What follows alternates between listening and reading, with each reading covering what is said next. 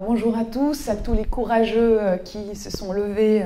de bonne heure en cette dernière journée de colloque. Oui, ma mission, c'est avant tout les savoirs, mais pas que. Je vais largement revenir sur des questions aussi liées au lieu, liées au rythme.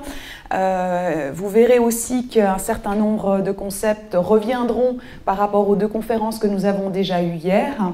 Et en gros, le menu de cette petite heure que nous allons passer ensemble, il est copieux. Je vais essayer d'arriver au bout, mais on verra jusqu'où on chemine ensemble. Je voulais repartir d'un certain nombre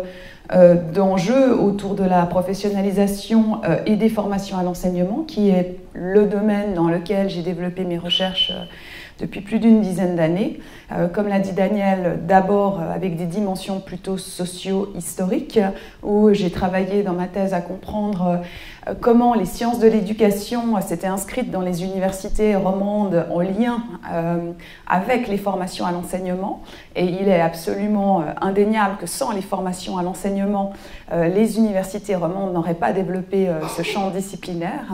Et donc c'est extrêmement intéressant de réfléchir aujourd'hui à quels enjeux se posent autour de cette articulation entre deux lieux très différents, académie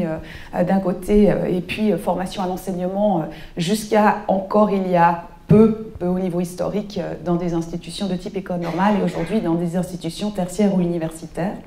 Donc j'aimerais vous amener d'abord un peu autour de ces questions pour poser la question, alors avec les mots que j'utilise, celle de comment est-ce qu'on travaille, comment est-ce qu'on met le travail au travail, comment est-ce que dans cette mise au travail, dans ce laboratoire du travail, on va convoquer à la fois des savoirs qui nous viennent du champ disciplinaire des sciences de l'éducation, des disciplines de référence, par exemple pour les formations à l'enseignement secondaire, et puis tout ce dont Joël Lebaume nous parlait hier, les savoirs épistémologiques, les savoirs pédagogiques, psychologiques et de tous les enjeux autour aussi des prescriptions institutionnelles. Alors je vais revenir un tout petit peu sur ensuite le courant d'analyse du travail, en quoi, à mon sens, il s'inscrit dans la continuité de tout ce qu'on connaît depuis la mise sur pied des instituts de formation des enseignants dans une perspective de professionnalisation qui date en gros des années 90. À cet apport-là, je réfléchirai sur quel potentiel nous ouvre aujourd'hui un certain nombre d'outils, dont notamment la vidéo, et en ce sens, je reprendrai quelques éléments aussi en lien avec la conférence d'Alberto Cataneo de hier, et puis aussi avec une approche d'enquête collaborative qui vient d'un philosophe dont je ne sais jamais comment prononcer le nom parce que chacun le prononce différemment, mais certains c'est Dewey, d'autres c'est Dewey, enfin voilà. J'essaierai de vous montrer comment ces différents apports me semblent ouvrir des possibles pour enrichir les questions de l'alternance et les questions des va-et-vient et des réflexions entre les lieux de travail et les lieux de formation. J'essaierai de vous montrer cela à travers deux exemples de laboratoire du travail, un en formation initiale d'enseignants du secondaire à l'université, donc sur les lieux de formation, et un autre en formation continue d'enseignants du primaire dans les établissements et donc sur les lieux de travail. Et pour finir tout ça, donc, une petite conclusion, avec vraiment l'idée tout au long de mon propos d'essayer de repérer en fait tous les niveaux où de l'alternance peut jouer, que ce soit de l'alternance entre la recherche, entre la formation, entre le travail, la formation, entre l'expérience, entre la vision professionnelle de personnes qui démarrent dans le travail et celle d'enseignants plus expérimentés, en réfléchissant aussi sur toutes les articulations entre la formation initiale et le développement professionnel ou la formation continue de l'autre. Et voilà, j'essaierai au fur et à mesure d'éclairer un tout petit peu ces éléments-là par rapport au stade où j'en suis de mes travaux. Travaux que je mène largement avec Alain Muller, dont je vous parlerai un peu au long de cet exposé. Donc, un petit premier temps qui revient un peu dans l'histoire et qui pose un certain nombre de questions autour des enjeux de professionnalisation et on va dire de l'évolution de ces professions de l'enseignement qui, à mon sens, nécessitent une alternance qui va toujours davantage au-delà du temps de formation initiale par rapport auquel il est souvent pensé. Alors, évidemment, tous ces enjeux de professionnalisation ont fait l'objet d'une très large littérature d'un certain nombre de sociologues, travaux sur lesquels je ne vais pas revenir en détail ici, mais je pense que ce qu'ils montrent, et qui me semble aujourd'hui très important, ces chercheurs qui s'intéressent à l'évolution du travail enseignant, c'est que ce travail connaît aujourd'hui une diversification, une complexification des tâches prescrites et des compétences requises, en même temps que l'école voit ses missions croître et se complexifier. Et ce double processus, cette double évolution et du travail et de l'école amène finalement à la fois ces métiers à se redéfinir continuellement et évidemment une exigence de formation qui ne s'arrête plus au seul temps de la formation initiale mais qui doit aller tout au long de la vie. Et évidemment aussi, ça pose toute la question du collectif de ce métier qui fait face à toutes ces transformations. Et un certain nombre de sociologues montrent aussi que ces évolutions amènent une perte des dimensions collectives et culturelles des métiers qui sont, à mon avis, un défi pour nos formations. Comment construire au sein de nos formations ces dimensions collectives et culturelles du métier sans lesquelles, je dirais, il n'y a peut-être... la survie de la profession est menacée, en tout cas la survie de la santé au travail est largement menacée. Et donc l'enjeu aujourd'hui, c'est de former des enseignants, pas seulement avec des savoirs, mais capables aussi de tenir sur la durée, donc en préservant leur santé et leur engagement dans le travail, dans une profession que les sociologues décrivent largement comme extrêmement exigeante et éprouvante, et de plus en plus. Et ce constat-là, je le mettrais en regard d'un autre qui est assez inquiétant à mon sens, c'est-à-dire que si on suit ces travaux, eh bien on se dit évidemment il faut plus de formation. Ce qu'on a ne suffit pas, il va en falloir plus. Mais quand on regarde les politiques actuelles, alors bon, à Genève, on est amplement sous les feux de la rampe à ce niveau-là, mais que ce soit les politiques de formation initiale ou les politiques de formation continue, on voit clairement que les conjectures socio-économiques ne vont pas vers un accroissement du temps de formation, voire au contraire vont vers une diminution de la durée des formations, et reposent du coup toute la question à la fois des contenus de savoir de ces formations, mais aussi de leur articulation. Qu'est-ce qu'il faut absolument, à quoi faut-il absolument former les enseignants en formation initiale? À quoi faut-il les former durant la suite de leur parcours professionnel? Qu'est-ce qui relève de recyclage décrété par l'institution? Qu'est-ce qui relève de développement professionnel? Et toutes ces différentes modalités de formation, comment est-ce qu'elles vont être accompagnées par des formateurs qui auront évidemment aussi la formation nécessaire pour pouvoir le faire?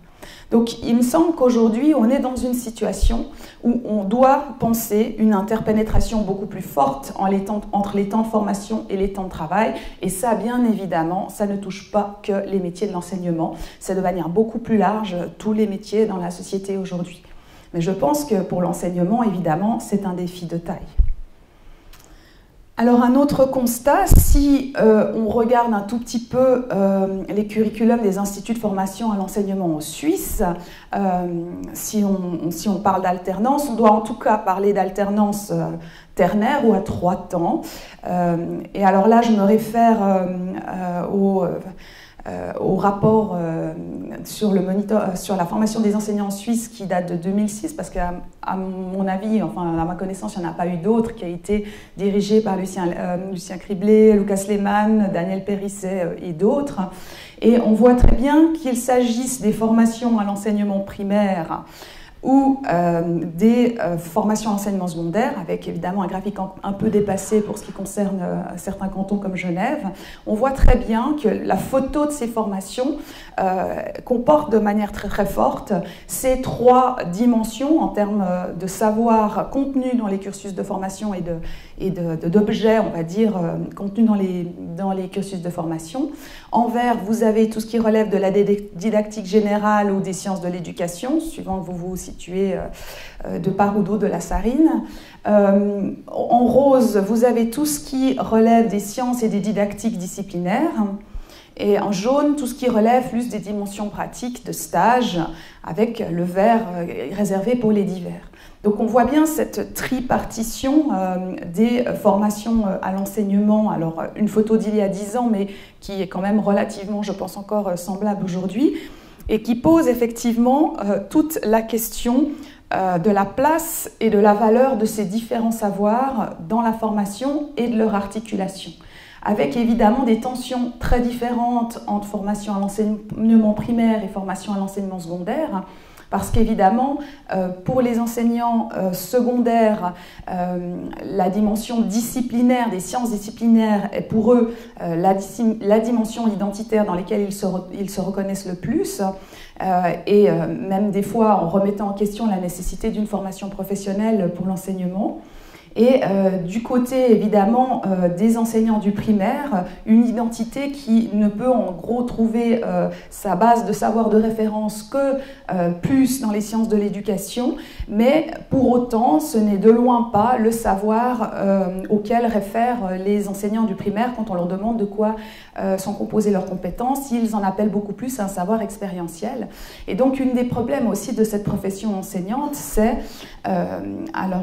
Joël Lebeau parlait de savoir contributif, mais quels sont les savoirs contributifs qui réunissent les enseignants et qui fondent ce métier à l'heure où on le voit très bien, les politiques remettent en question les pratiques d'enseignement, les temps de formation tendent à diminuer. À quoi peut-on se raccrocher pour se revendiquer de ce métier d'enseignant et revendiquer autant des pratiques constitutives que des savoirs contributifs qui créent une unité au sein de cette profession? Donc, on pourrait se dire, et Joël Lebaume nous a un peu provoqué avec son école 42 hier, est-ce qu'aujourd'hui, avec la diffusion du savoir qui est de loin plus assurée uniquement par l'école, est-ce que les enseignants ont encore un rôle à jouer? Alors, moi, personnellement, je dirais que oui, et je dirais qu'à quelque part, peut-être, ils ont plus que jamais un rôle à jouer, parce qu'à l'heure des sociétés, des savoirs, évidemment, à mon sens, les enseignants ont non seulement un rôle, mais une expertise à faire valoir, puisqu'on le voit bien, le temps de la formation n'est plus que le temps scolaire, ça va être le temps tout au long de la vie. Donc, quelles sont les forces, quels sont les savoirs, quelles sont l'expertise des professions de l'enseignement dans ces sociétés du savoir? Cette fonction extrêmement importante de faire acquérir des savoirs tout au long de la vie est soulignée par la plupart des rapports internationaux depuis celui de l'OCDE en 2005, qui insistait vraiment sur le fait que les teachers matter. Et on voit que ces rapports remettent en avant la fonction d'enseignant parce que, malgré toutes les évolutions, elle reste irremplaçable pour promouvoir l'apprentissage, pour construire des processus d'intégration qui vont répondre aux défis posés par toutes les formes de diversité qui traversent nos sociétés, et pour développer des méthodes permettant d'apprendre à utiliser les nouvelles technologies à bon escient. Et là, je reprends Antonio Novoa, un sociologue qui a beaucoup réfléchi sur les enjeux de la profession enseignante aujourd'hui. Donc, on pourrait se dire, oui, le rôle des professions d'enseignement est aujourd'hui central. Elles ont beaucoup à faire valoir dans nos sociétés du savoir, mais en même temps, elles le font peut-être mal, ou en tout cas, elles le font d'une manière où elles ne sont pas suffisamment reconnues. Alors, intéressons-nous peut-être un peu maintenant aussi au constat qu'on fait autour des formations à l'enseignement aujourd'hui. Un constat, souvent, en tout cas quand on en croit les enquêtes aussi faites par un certain nombre de chercheurs sur les enseignants qui sortent aussi de leur formation, où un certain nombre d'entre eux, notamment, c'est souligné aussi pour la Belgique par Branka Kattenaar, expriment une disjonction entre leurs besoins et l'offre de formation qu'ils ont reçue. Si on essaie de creuser un peu à quoi est-ce que cette disjonction pourrait être due, les sociologues montrent que, de fait, aujourd'hui, la définition du travail enseignant qui est visibilisée, mise en avant, est extrêmement restreinte, c'est-à-dire qu'on met avant tout l'accent sur la transmission du savoir sous sa forme quantifiable de résultats scolaires, c'est les fameux learning outcomes, et ça, évidemment, c'est lié à toute on va dire, l'essor des enquêtes PISA et autres. Et ce que pointe Branka Kattenaar, qui a vraiment posé la question à, je crois, plus de 1000 enseignants secondaires belges, c'est que, en tout cas dans les discours internationaux, il y a une ignorance ou une quasi-absence des fonctions sociales et éducatives que les enseignants sont amenés à remplir et auxquelles ils se disent insuffisamment préparés. Alors, ce n'est pas un constat récent, mais il est régulièrement remis en avant dans l'actualité. Et j'imagine qu'un certain nombre d'entre vous ont lu cet article qui est apparu il y a quelques mois dans Le Temps, qui pointe finalement la dimension parfois ingérable d'un mal qui empoisonnerait l'école. Alors évidemment, les journalistes ont toujours besoin d'un peu de sensationnalisme pour faire lire leurs articles, mais de fait, on se rend compte qu'aujourd'hui, le métier d'enseignant met à mal et met en difficulté non seulement les jeunes enseignants, mais aussi des enseignants beaucoup plus expérimentés et suscite des problématiques, en tout cas en Suisse romande. Peut-être qu'en France c'est un peu différent, mais on a l'impression en tout cas de n'avoir encore jamais vécu. Donc, la question, il me semble, c'est comment est-ce que dans nos formations en alternance, on va pouvoir prendre en compte ces dimensions réelles du travail? Comment est-ce qu'on peut, sans pour autant perdre les savoirs contributifs qui sont présents de longue date dans nos institutions de formation et qui sont absolument nécessaires pour pouvoir permettre aussi une réflexion sur les enjeux de l'évolution de cette profession, sur les difficultés liées au savoir? Comment est-ce qu'on va pouvoir quand même aussi prendre en compte ces dimensions réelles du travail à la fois donc en formation et lors du développement tout au long de la vie professionnelle?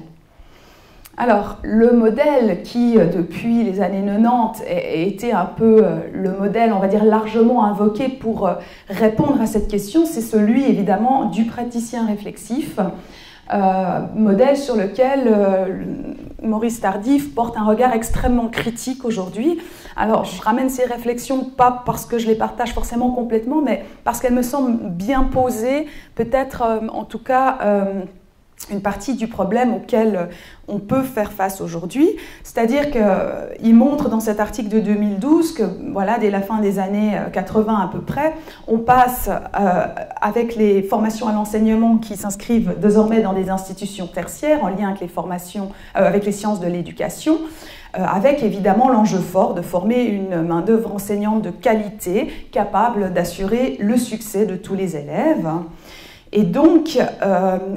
tout ce mouvement de professionnalisation porté par le praticien réflexif va rompre avec une vision, on va dire si strictement savante, de la formation universitaire et va changer le centre de gravité de cette formation en le centrant plus sur l'agir professionnel.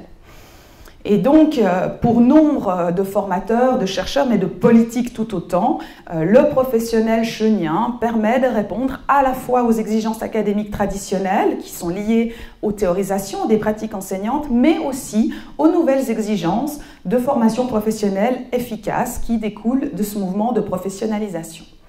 Donc, on a mis beaucoup dans ce concept, beaucoup d'espoir. Le mouvement de professionnalisation qui accompagne aussi la mise en avant de ce praticien réflexif a aussi une ambition de redonner une voix aux enseignants de métier, reconnaître leur expertise, leur savoir d'expérience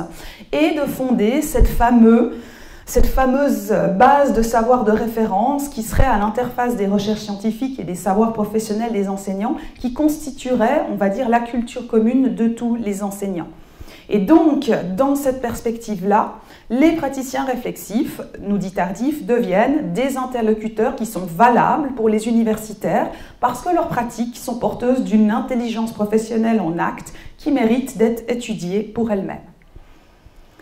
Et puis, troisième élément, nous dit Tardif, évidemment, ces réformes des formations de l'enseignement se passent dans un contexte de mondialisation, de néolibéralisme, où on va enjoindre ces institutions à rationaliser leurs pratiques, à accroître leur performance, leur efficacité pour répondre aux besoins économiques et sociaux. Et dans cette perspective-là, il dénonce l'instrumentalisation qui a été faite par beaucoup de discours et de rhétorique des politiques de cette idée de praticien réflexif.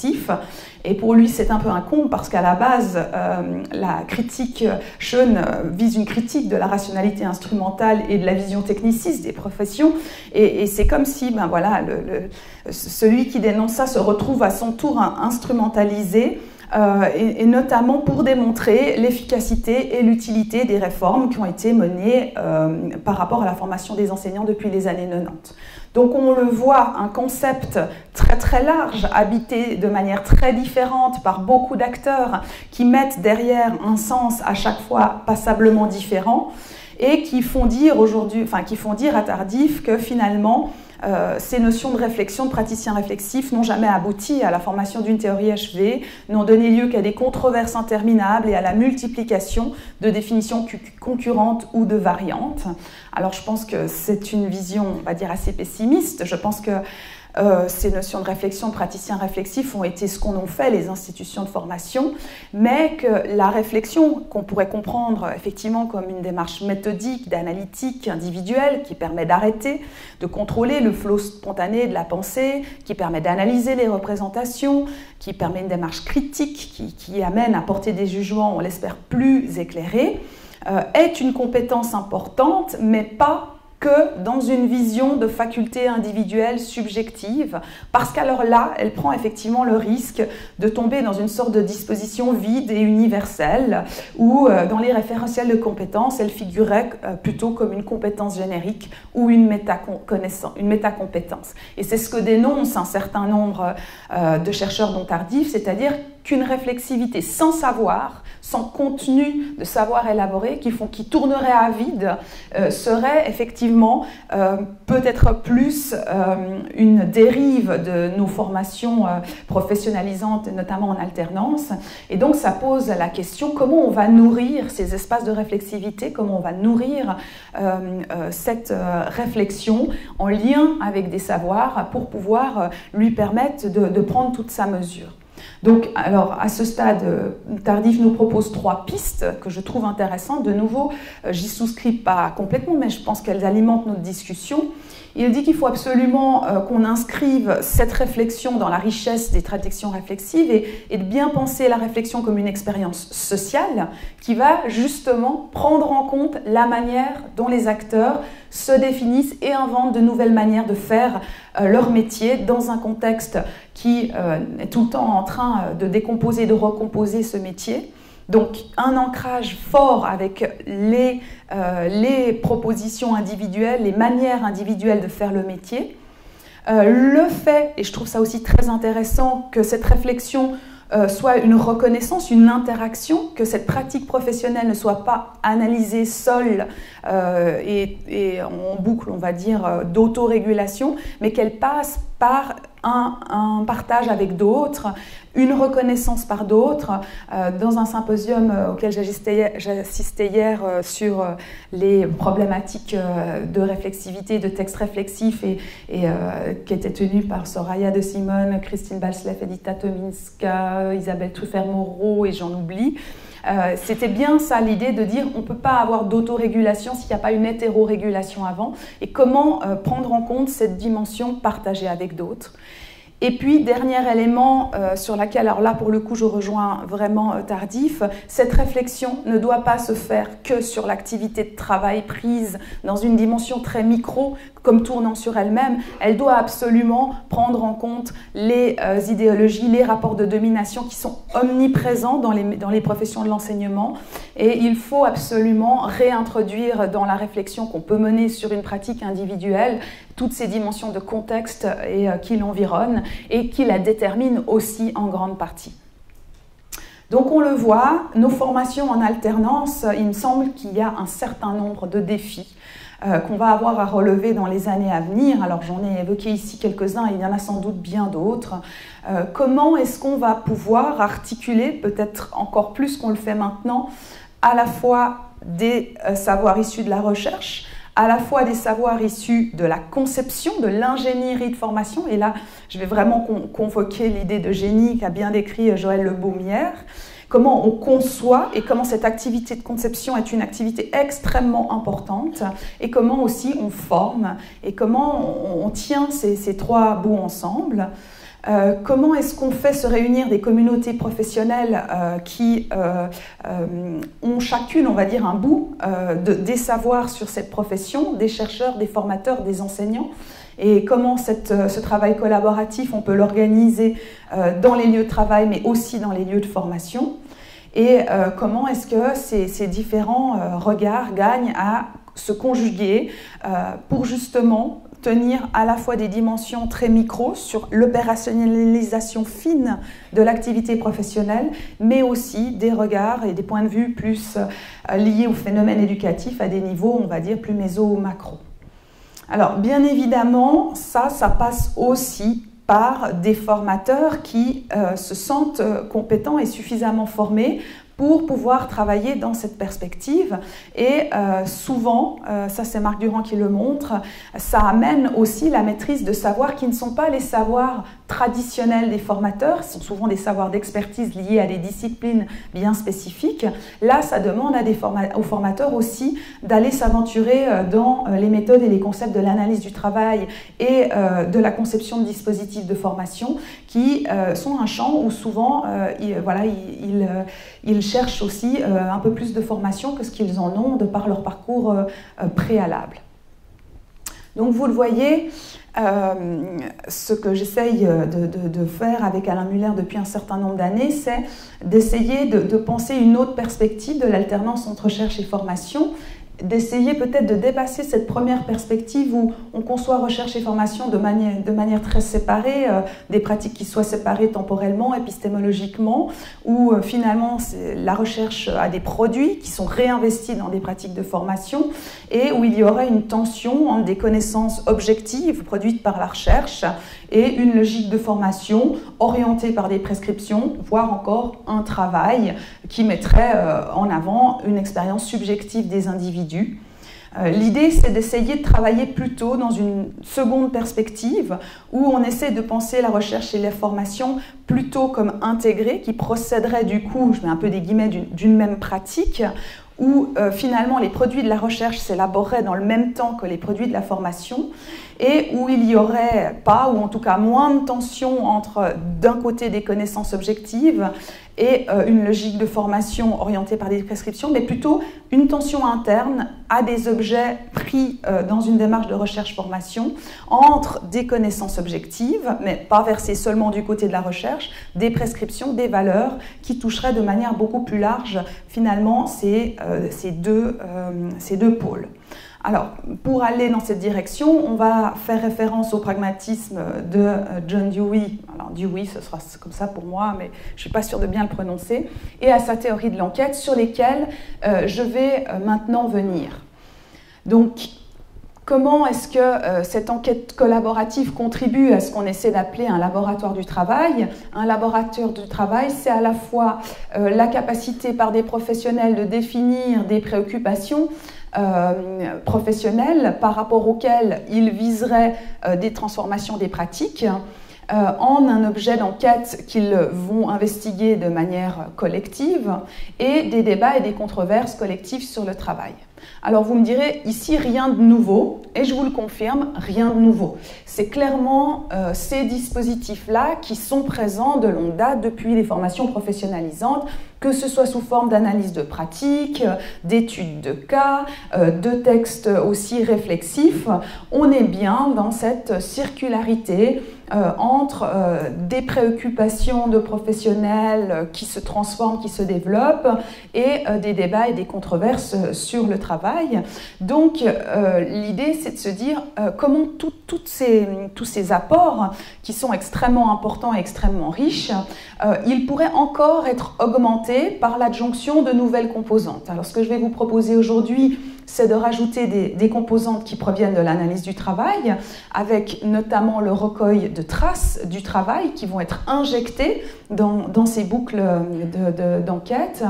et aussi toute la question de la conception de la scénarisation avec évidemment, pas si évidemment que ça, mais notamment l'usage de la vidéo qui se répand de plus en plus aujourd'hui dans les formations à l'enseignement. Comment est-ce que ces dimensions-là peuvent enrichir un processus qui est déjà, on va dire, existant de longue date, qu'on connaît bien dans nos institutions de formation. Alors, Première composante, la dimension de l'analyse du travail et en quoi cette analyse du travail qui vient plutôt des sciences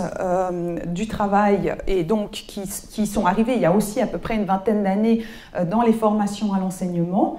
Donc on pourrait dire énormément sur l'analyse du travail, mais aujourd'hui je n'en dirai qu'en quelques mots, parce qu'il y a un nombre de travaux issus de différentes écoles qui se portent en nombre. Je vais retenir ici aujourd'hui le fait qu'elle explore et puis qu'elle s'intéresse avant tout au comment du travail. Et c'est ça qui va me conduire dans cette réflexion. Elle s'intéresse avant tout au comment du travail.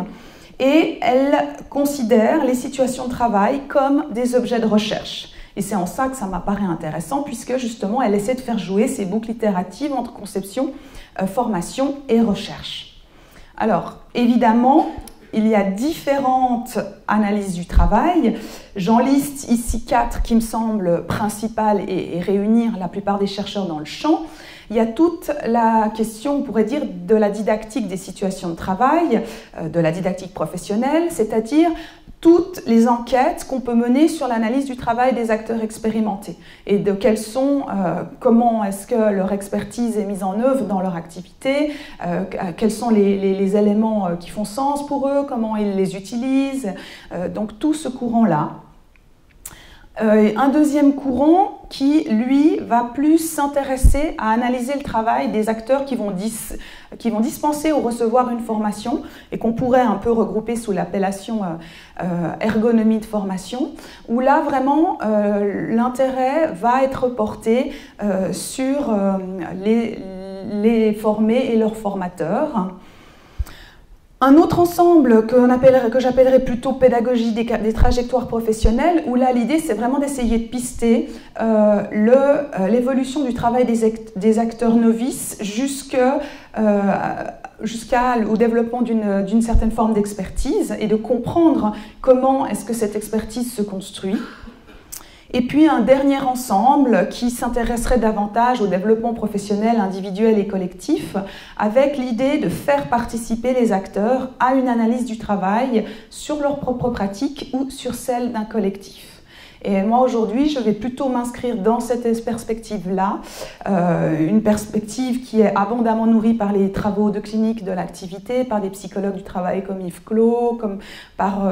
des gens aussi comme Yves Schwartz en ergologie. Donc, vraiment la question du pouvoir des acteurs dans la réflexion sur leur pratique et sur celle du collectif, avec vraiment cette idée de, dans nos formations en alternance, comment est-ce qu'on peut ramener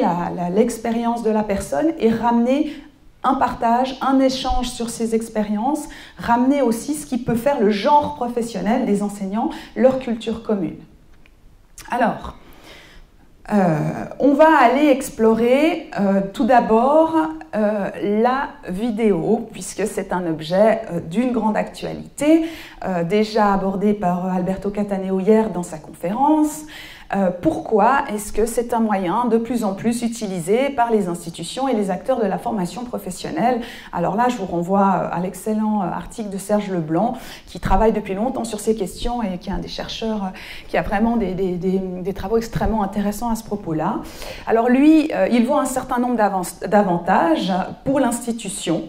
Clairement, la vidéo, c'est un moyen de professionnaliser les dispositifs de formation en améliorant justement l'alternance et en facilitant les liens entre terrain professionnel et apport de l'université, mais c'est aussi évidemment un moyen extrêmement intéressant pour optimiser les temps et les coûts de formation. Donc la dimension économique refait aussi surface. Alors évidemment, les avantages ne sont pas pour l'institution, les formateurs, les enseignants en formation, ils voient aussi des avantages, ils peuvent s'ancrer ensemble, en commun et rapidement dans des situations professionnelles, ils ont un accès direct au travail. Évidemment que ce travail d'observation et d'analyse, il est augmenté grâce à toutes les possibilités de revisionnement. Et aujourd'hui, avec l'arrivée des caméras de 360 degrés, vous pouvez, dans une salle de classe, à chaque minute de la leçon, aller regarder ce qui se passe du côté de tel élève, ce qui se passe du côté de tel élève, etc. On a des technologies qui nous permettent aujourd'hui d'avoir une prise d'information de plus en plus complète sur vraiment la manière dont le travail se fait dans ses dimensions les plus fines. humaine. Et puis, l'avantage aussi de la vidéo, parce qu'elle capte, suivant comment vous placez les caméras, une bonne partie de la situation de travail, eh bien, elle permet d'en prendre en compte toute la complexité, de manière, on va dire, ce matériel brut est composé de toutes ces dimensions de la complexité des situations de travail. Mais voilà, de nouveau, comme l'a très bien dit Alberto Cattaneo hier, c'est un outil qui a un potentiel, mais un potentiel qui peut autant être formatif que aussi un potentiel qui peut être destructeur, qui amène un certain nombre de limites, à la fois éthiques, techniques, méthodologiques, à la fois pour les enseignants. Ce n'est pas rien d'être filmé et de devoir parler de ses propres actions, ça peut autant être formateur que traumatisant. Et du point de vue des formateurs, ce n'est pas rien d'utiliser cet outil et de savoir comment accompagner l'expression qui va avec cet outil, avec des fois le fait de ne pas savoir comment le faire, ni savoir où ça va nous amener, et évidemment avec toute la difficulté, puisque ça ramène des pratiques singulières, de l'exploitation de manière collective et générique. Donc, un certain nombre, un tableau un peu, on le voit bien, hein, avec deux teintes, et aussi là encore quelque chose qui n'est pas du tout nouveau. Ce n'est pas nouveau qu'on utilise la vidéo en formation à l'enseignement, et Serge Leblanc le montre extrêmement bien. C'est depuis les années 70 et l'arrivée des premières caméras où on voit arriver dans les institutions de formation des dispositifs qui vont vraiment viser des objectifs très très différents entre les années 70 et les années 90. D'un côté, toute l'idée qu'on va enfin pouvoir capturer les bonnes pratiques, les montrer et les faire reproduire pour qu'enfin les pratiques des enseignants deviennent efficaces. Et ce courant-là, il est pas seulement, il s'est pas arrêté en 1990, ça reste quelque chose qui est un peu aussi un fantasme de nos politiques. Et puis dans le même temps, c'est aussi vraiment développer tout ce qui relève de l'analyse vidéoscopée et de l'auto-analyse et l'usage vraiment de la vidéo, de l'enseignant pour lui, pour comprendre, pour se comprendre. Et ces deux dispositifs ont vraiment cohabité pendant 20 ans. Aujourd'hui, ils sont plus si centrés sur l'analyse des pratiques professionnelles, mais ils n'ont pas pour autant évidemment perdu ces deux dispositifs préalables. Donc on le voit, et Serge Leblanc le dit aussi très bien, l'outil vidéo c'est à la fois un catalyseur puissant qui va accentuer les potentialités individuelles et collectives, mais c'est aussi un instrument ambivalent et même dangereux de par les jeux de regard et de pouvoir qu'il instaure. Et on l'a bien vu hier, est-ce qu'on peut montrer n'importe quelle pratique à n'importe qui ? Certains superviseurs d'écoles anglaises ont mis des caméras dans les classes de tous leurs enseignants et en tout temps peuvent voir ce qui s'y passe, à quelle fin. De nouveau, si c'est dans une fin de formation, il faut absolument penser la conception du dispositif pour pouvoir exploiter le côté catalyseur puissant et ne pas risquer, on va dire, de tomber dans l'instrument plus destructeur que constructeur. Donc, cette vidéo en formation, elle est abondamment aujourd'hui abordée par des recherches en formation à l'enseignement, mais plutôt côté anglo-saxon et germanophone aussi, même si côté francophone, on a un certain nombre de travaux qui commencent aussi à devenir importants. Et ce qui est intéressant de voir, c'est que côté anglophone et germanophone, les recherches sont très cantonnées sur les processus cognitifs qui sont relatifs à la capacité des enseignants d'identifier, d'interpréter, d'analyser, réfléchir sur des éléments pertinents de l'activité professionnelle. Alors que ce que l'on voit par ailleurs, c'est que visionner des vidéos, ça engage les enseignants dans des processus qui ne sont pas seulement cognitifs, mais qui sont aussi perceptifs, affectifs, émotionnels, qui sont extrêmement reliés et difficiles à séparer. Donc, la remarque, en tout cas, qu'on peut faire aujourd'hui sur ces recherches sur l'usage de la vidéo en formation, c'est qu'elle se focalise vraiment sur les dimensions cognitives, avec derrière une hypothèse, c'est-à-dire qu'on pourrait former des enseignants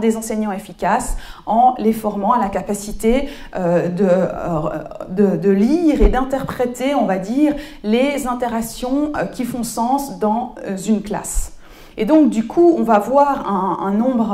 important de dispositifs de recherche avec des enseignants dans une institution de formation qui passent par un groupe où ils utilisent la vidéo, d'autres qui n'utilisent pas la vidéo, et puis des pré-tests, des post-tests pour montrer quel est l'apport de la vidéo sur les capacités cognitives des enseignants. Avec en arrière-fond ce concept de vision professionnelle qui serait à développer chez les enseignants et qui nous assurerait de cette expertise. Et là aussi, les recherches, il y a de nouvelles recherches qui sont menées plus récemment dans une perspective plus sémiotique qui essaient davantage de comprendre qu'est-ce que génère l'utilisation de la vidéo. Pas seulement au niveau cognitif, mais qu'est-ce qui fait sens pour les enseignants quand ils regardent une vidéo d'activité professionnelle? Quelle est la nature de l'activité d'un enseignant qui regarde une vidéo et comment est-ce qu'on peut repérer des activités qui sont de différentes natures, c'est-à-dire par exemple un enseignant regarde une vidéo, décrit ce qu'il voit, un autre va comparer de vidéos, un troisième va les évaluer, un autre va encore proposer une autre interprétation. Et l'idée, c'est que finalement, il y a des activités de différentes natures avec ces vidéos et que quand aussi les personnes regardent des vidéos, ils font des liens. Et ils font des liens avec différents types d'activités. Des fois, ils voient une vidéo d'un enseignant dans sa classe et ils font un lien entre leur activité et celle de l'enseignant qu'ils observent, ou ils font un lien entre l'activité des élèves qu'ils observent et leurs propres élèves. Ils font un lien par rapport à leur manière d'enseigner, par rapport à ce qu'ils voient chez les collègues. Et il nous semble du coup important de mieux comprendre quand on va utiliser la vidéo, le rôle que vont jouer ces mises en lien dans la transformation du rapport à l'activité d'enseignement des personnes en formation. Alors, pour parler de ça, je vais évoquer rapidement une recherche exploratoire que j'ai eu l'occasion de mener avec Simon Flandin et Alain Muller, où on a, à partir d'une plateforme que vous connaissez peut-être, qui s'appelle la plateforme Neopass Action, qui est une plateforme qui donne à voir le métier d'enseignant réalisé par des enseignants plutôt débutants, enfin c'est en tout cas le premier objectif de la plateforme, mais de nouveau on ne donne pas que du film, on ne donne pas que à voir des activités de classe, on donne aussi à voir le vécu professionnel de la personne qui enseigne, on donne à voir sur la même situation de classe différents regards d'enseignants débutants, d'enseignants experts, de chercheurs, pour essayer vraiment de croiser les savoirs et les regards qui viennent d'horizons différents. Et ce qui nous a intéressé, c'est de nous dire, ok, quand les étudiants vont sur cette plateforme, qu'est-ce qu'ils y voient? Donc on a organisé ce qu'on appelle les séances d'allo-confrontation, où les enseignants en formation visionnent ces films et sont invités à verbaliser leur expérience qu'ils vivent au moment où ils la vivent. On filme, on retranscrit ces verbalisations et ensuite on essaye de coder et de catégoriser par rapport à ce à quoi ils font référence. C'est-à-dire, quand ils regardent ces vidéos d'autres enseignants débutants, comment ils la mettent en lien avec une autre activité. Et quand ils font ces liens, quel type de liens ils font? Est-ce qu'ils les mettent en parallèle? Est-ce qu'ils décrivent ces activités? Ou alors, est-ce qu'ils les comparent? Voire est-ce qu'ils les confrontent?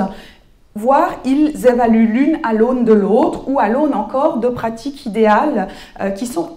extrêmement présentes chez les enseignants novices. Alors, de nouveau, très rapidement, parce que ce n'est pas là le principal du propos. Le propos, c'est bien de voir ce que l'usage de cette vidéo peut nous apporter pour nos formations en alternance. Mais ce qu'on dégage, en tout cas, des résultats de cette première recherche, c'est que quand un enseignant novice regarde une vidéo sur cette plateforme, avant tout, il la met en lien avec sa propre activité. Donc, à travers l'activité d'autrui, c'est son activité qu'il revisite.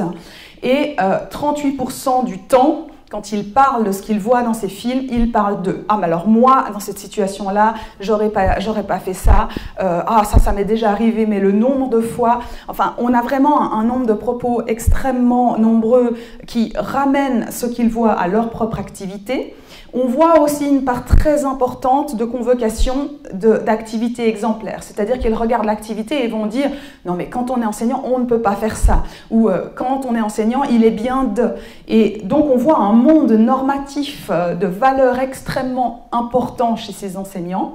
Et puis, dans dans une mesure aussi importante, ils essayent d'évoquer d'autres activités. Oui, mais mon mentor, mon formateur, l'enseignant que j'ai remplacé l'année dernière, ils essaient vraiment de tisser des liens avec d'autres activités, soit des activités qu'ils ont pu voir eux-mêmes, des activités qu'ils voient aussi sur la plateforme. Ils font des liens entre les différents films qu'ils visionnent. Donc ça nous apparaît un résultat très important parce que c'est toute cette question de ce qu'on appelle la projection fictionnelle, c'est-à-dire que quand ils voient un film, ils ne sont pas seulement en train de voir un film, mais ils se projettent eux-mêmes avec leur activité dans ce film. Et là, il nous semble qu'en termes de formation, il y a quelque chose qui peut être un ressort intéressant. Un deuxième résultat rapide aussi de cette recherche, quand on laisse les enseignants sans concevoir une ingénierie de formation uniquement visionner ces films, eh bien on voit que la plupart des propos qu'ils vont tenir, c'est des comparaisons, des confrontations et des évaluations. Il n'y a quasiment pas de description ou de mise en parallèle. Et donc on voit aussi que la tendance naturelle des enseignants novices quand ils regardent des vidéos de pairs, c'est de référer de manière très forte à des activités exemplaires et donc évidemment ils ont extrêmement besoin de se rassurer en jugeant très rapidement ce qui va être une bonne ou une mauvaise pratique, mais pour le faire c'est vraiment basé sur leur connaissance, sur leurs croyances et ça montre du coup toute la pertinence d'aller peut-être travailler ça dans nos formations professionnelles. Donc, ce qu'on peut en tirer en tout cas comme piste, ce que je tire de ces pistes pour la formation en alternance, c'est que ce qui semble en tout cas intéressant sur ces plateformes, c'est de ramener en formation la richesse des situations d'enseignement, ce que la vidéo conserve particulièrement bien, et en ça elle est intéressante, plutôt que de chercher à découper des éléments qui sembleraient, nous, du point de vue de formateurs, importants, et de les séparer du contexte de classe. On voit que,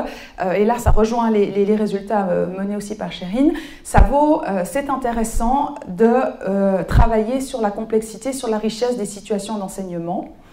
On voit très bien aussi que la vidéo fonctionne comme outil de mise en relation, ces fameux boundary objects dont parlait aussi Alberto Cataneo hier, entre des activités observées, des activités vécues par la personne, des activités imaginées, que ce soit des enseignants ou des élèves. Et du coup, en ça met en synergie finalement un certain nombre de contenus formatifs qui, des fois, dans les curricula de formation, sont plutôt détachés les uns des autres et qui, alors là, c'est un autre acteur qui le montre, tendraient aussi à être intéressants pour permettre d'améliorer les pratiques d'enseignement. Ça pose aussi toute la question du guidage et ça montre bien que si l'idée elle est de travailler sur les situations d'enseignement pour montrer toute la richesse, eh bien il faut passer du temps à les décrire, à mettre en parallèle ce qui se joue de manière différente ou similaire dans plusieurs situations et ça sans un design de conception ou un guidage aussi instructionnel très précis, ça ne se passe pas. Et donc, ça veut dire qu'en tant que formateur, il faut, et on a un rôle important à jouer par rapport à ça, une plateforme sur laquelle les enseignants iraient pour se former d'une manière naturelle et spontanée. Non, ça ne fonctionne pas comme ça. Et puis, ce qui semble aussi très très important, c'est de se donner les moyens dans nos espaces de formation d'avoir accès au système de valeurs et de conception des enseignants novices sur l'enseignement parce qu'ils en véhiculent énormément qui viennent souvent de leur parcours d'élèves. Et si on veut soutenir leur développement professionnel, alors il nous faut nous intéresser à toutes ces dimensions-là. Donc, je vous ai ramené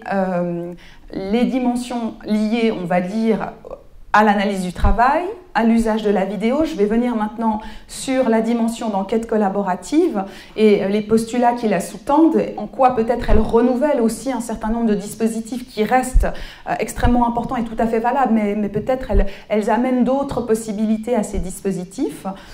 Alors, un certain nombre de postulats sur lesquels on base nos travaux avec Alain Muller, c'est évidemment un ancrage quand même en clinique de l'activité, dans des approches aussi, on va dire, en lien avec Vygotsky, avec vraiment l'idée que l'apprentissage se fait certes en agissant, mais évidemment en conceptualisant et en élaborant langagièrement son activité aussi d'autre part. Et donc, du coup,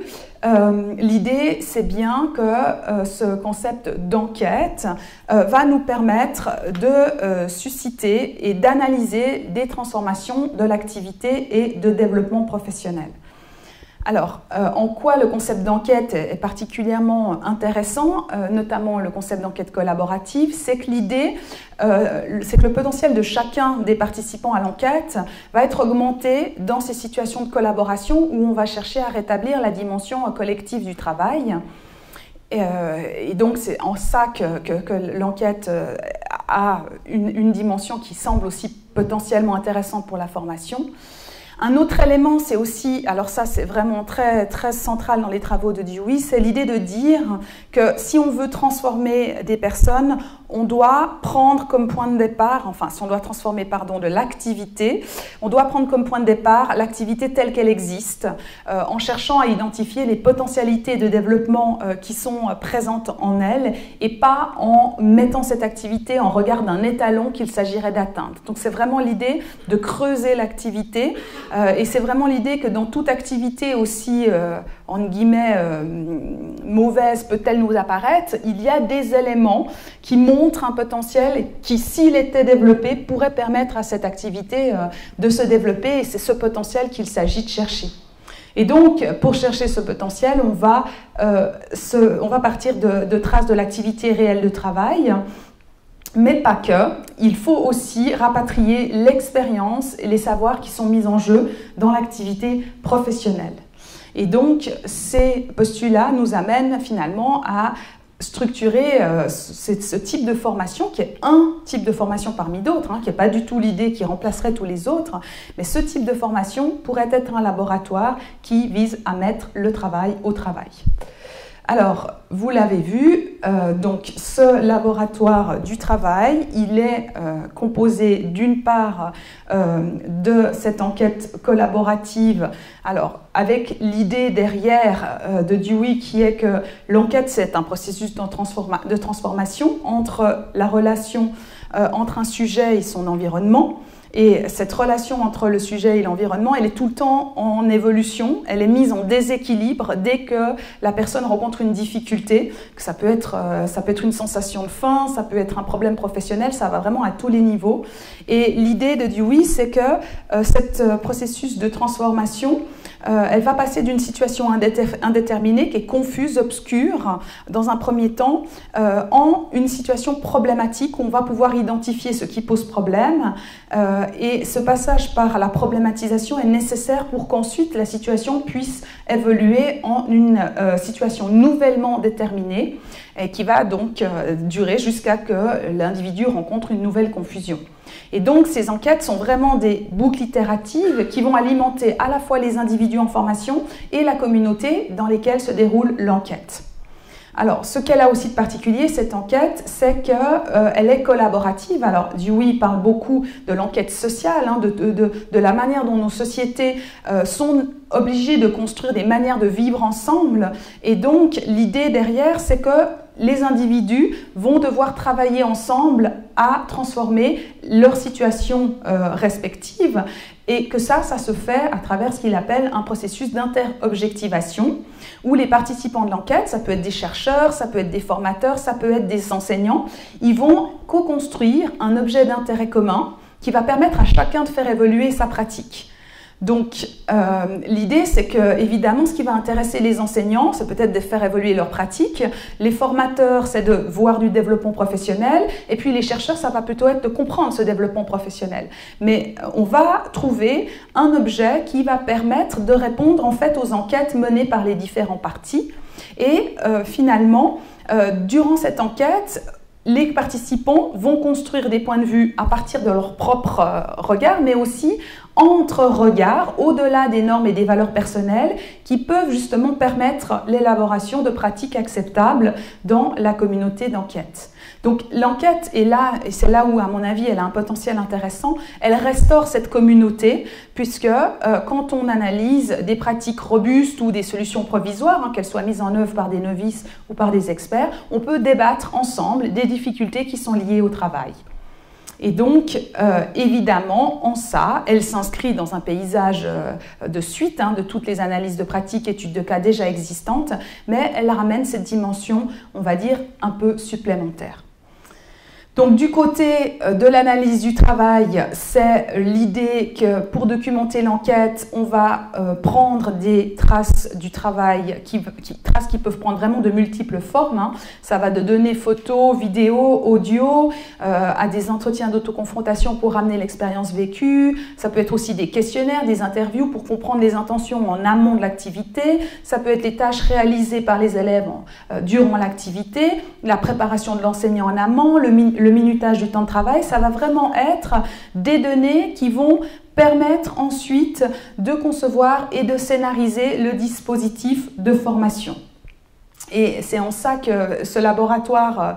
nous semble intéressant, c'est qu'il va conjuguer les apports d'enquête collaborative, de l'analyse du travail, le potentiel de la vidéo pour enrichir des processus d'enquête qui sont issus finalement d'un certain nombre de professionnels qui vont mener ces enquêtes ensemble. Alors, rapidement aussi, parce qu'on s'approche de la fin, évidemment, toute la dimension de travail réel est importante et je vais aller assez rapidement à un exemple pour peut-être vous montrer très concrètement comment ça peut prendre forme en formation initiale d'enseignants au secondaire. Donc, on propose aux enseignants en formation initiale du secondaire de constituer des petits groupes dans le cadre de leur deuxième année de formation et de choisir un objet d'enquête. Alors là, par exemple, un groupe d'enseignants de mathématiques ont défini un objet qui est comment améliorer l'institutionnalisation en cours de maths. Donc, on voit déjà un objet d'enquête qui va à la fois faire référence à des pratiques très concrètes qui vont venir de leur film de classe, mais qui vont aussi venir de la manière dont ils vivent chacun ce moment d'institutionnalisation, qui va rapatrier leur expérience et qui va aussi évidemment ramener tous les enjeux de savoir, puisqu'ils vont, en même temps que leur film de classe et leurs entretiens d'autoconfrontation, ils ont pris les cahiers d'élèves pour observer quelles traces les élèves prenaient de ces moments d'institutionnalisation. Et ils ont fait tous, ils étaient quatre, ils ont tous pris une même évaluation parce qu'ils étaient aussi intéressés par les prestations des élèves. Donc, ils ont choisi donc 3 manières différentes d'institutionnaliser leur cours de maths. C'est vraiment leur mot, hein. D'une part de manière magistrale, où là l'idée c'est que de la correction à l'explication de la théorie, tout est écrit et distribué aux élèves. L'enseignant va répondre aux questions des élèves, mais lui-même ne posera aucune question. Donc c'est vraiment l'enseignant qui tient ce moment d'institutionnalisation. Dans une autre classe, l'idée c'est qu'il y a une correction orale qui est faite par les élèves qui vont devoir ensuite, avec l'aide de l'enseignant, résumer ce qu'ils ont appris, ressortir les points clés. Et donc à ce moment-là, tout ce que décrivent les élèves est inscrit au tableau et à la fin, l'enseignant complète avec ses points importants. Et puis finalement, une troisième modalité où tout sera fait en oral. L'enseignant ne donnera pas de correction, ne pas donner de corrections écrites. Il explique oralement, il n'écrit rien, il ne distribue rien aux élèves et on dit clairement aux élèves qu'ils ont la responsabilité de la production écrite de ce résumé du cours. Et alors de nouveau, ce qui va être intéressant au moment du débat et des controverses et qui nous semble enrichir l'enquête, c'est que les enseignants vont non seulement prendre en compte ce qu'ils voient dans les classes, mais aussi la manière dont chacun d'entre eux vit ces moments, avec la question de cette posture, avec certains qui vont dire mais moi j'ai vraiment l'impression que je fais ce cours tout seul, que les élèves ne sont pas avec moi, d'autres qui vont dire mais alors pour moi ce qui a été horrible c'est de faire participer les élèves, rien ne venait, donc ça c'était extrêmement compliqué. Et comme ils se sont donné un outil d'enquête commun, ils ont des collections d'activités en classe qui sont suffisamment proches pour permettre des comparaisons, des hybridations et de les aborder successivement. Et donc, on voit qu'à la fin de cette enquête, ils ont décidé, alors aucun d'une manière n'est resté tel quel par rapport à la deuxième boucle d'enquête, où après ils vont expérimenter une nouvelle manière de faire en classe. Chacun a bougé et finalement, la deuxième boucle, c'est une sorte de compromis, d'hybridation entre ce qu'ils ont trouvé le plus intéressant dans les différentes manières d'institutionnaliser leur cours. Donc, je n'ai pas vraiment le temps de vous montrer finalement le film, le petit extrait de cette situation, mais ce que l'on voit, c'est que ces situations sont productrices de connaissances. Donc, sur la question des savoirs, on voit des connaissances qui sont produites sur ce qui se passe en classe, sur les normes, leurs valeurs, qu'ils les tiennent, sur le rapport aussi qu'ils ont aux normes, que ces normes viennent de l'institution ou que ce soit des normes qui leur sont propres. On voit comment ils saisissent, comment ils élaborent l'activité d'enseignement et on voit aussi comment ils essaient de développer leur activité d'enseignant en comparant et en hybridant plusieurs activités, en repérant des potentiels qui ne sont pas réalisés dans une activité, en vivant de nouveau de manière fictionnelle dans la classe d'un autre une activité qui n'est pas comme la mienne mais qui est suffisamment semblable à la mienne pour rentrer en résonance avec la mienne. Et le fait d'accéder aussi à d'autres activités, ça actualise ou ça produit des satisfactions ou des insatisfactions. Et c'est tous ces leviers-là qui nous semblent extrêmement intéressantes et des connaissances, et j'en terminerai là, qui sont vraiment un peu à double face, c'est-à-dire à la fois des connaissances sur le travail, mais c'est aussi des connaissances qu'ils vont utiliser pour le travail, qui vont le mettre en travail, qui vont évoluer au fur et à mesure de leur enquête. Et il nous semble que ces connaissances vont tirer leur force de ce caractère situé, lié à l'expression des acteurs qui les ont produites, mais que cette force, c'est peut-être aussi leur faiblesse, parce qu'elle pose derrière toute la question de la généralisation, de la désingularisation et de la capacité à transporter finalement ces connaissances d'une situation à une autre. Donc voilà, pour le primaire, ce sera pour une prochaine fois. Et je terminerai vraiment sur l'idée que ces formes d'alternance qui visent à mettre le travail au travail, dans des espaces finalement de formation initiale ou continue, avec cette idée d'ancrer ça dans des situations de travail sous forme d'enquête, évidemment dans une durée qui permette l'itération, ce n'est pas des formations qui fonctionnent en une fois, au sein d'un collectif de métiers qu'il s'agit évidemment de construire. Il nous semble que ça permet de construire une forme de consensus sur ce qu'on peut juger en tant que professionnel comme des pratiques acceptables. Là, je réfère à Éric Préra et à toutes ces questions aussi autour de l'éthique professionnelle. Ça restaure une communauté enseignante qui va travailler ensemble les difficultés et les pratiques du métier. Et en ce sens, ça nous semble participer aussi à ce processus de professionnalisation, de reconnaissance du savoir et de l'expertise des enseignants. Ça légitime aussi les choix pédagogiques et didactifs qu'ils peuvent faire au quotidien dans leur classe. Donc je vous remercie et évidemment il y a une bibliographie, un certain nombre de références qui accompagneront le PowerPoint. Merci beaucoup.